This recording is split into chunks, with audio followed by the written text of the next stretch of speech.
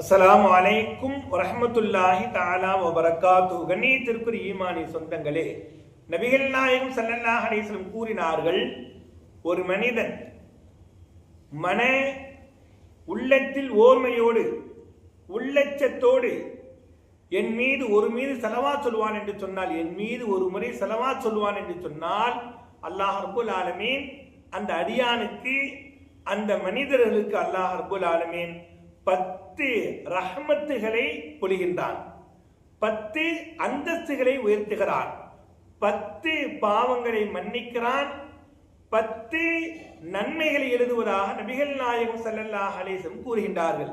இன்னைக்கு ஸலவாத்து சொல்ற பழக்கம் அப்படியே குறைஞ்சிக்கிட்டே வருது.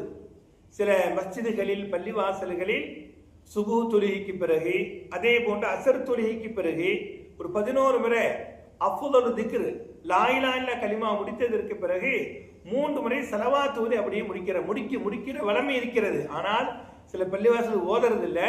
இருந்தாலும் கூட ஸலவாத் என்பது மிகப்பெரிய ஒரு மந்திர சொல். ஸலவாத் என்பது மிகப்பெரிய பரக்கத் பொருந்திய சொல்.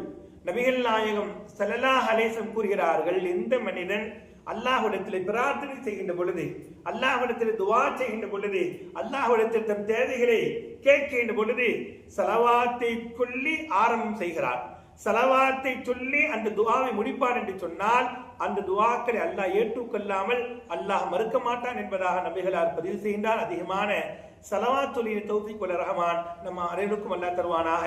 அஸ்ஸலாமு அலைக்கும் வரஹ்மத்துல்லாஹி தஆலா வபரகாத்துஹு.